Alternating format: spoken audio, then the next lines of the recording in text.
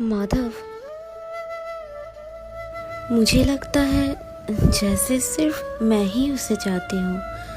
मैं ही हर बार सोचती हूँ उसके बारे में। क्या ये प्यार सिर्फ मेरा है?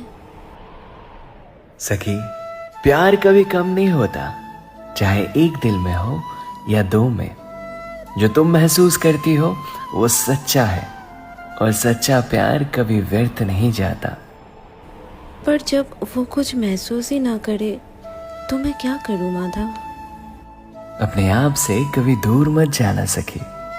जो तुम्हारे लिए तकदीर में लिखा है वो कभी किसी और का नहीं हो सकता। अपने निस्वार्थ प्यार को अपने अंदर भी उतना ही गहराई से महसूस करो, क्योंकि सबसे जरूरी प्यार वही है जो तुम अपने आप से करते हो। फिर मिलेंगे सखी। राधे राधे।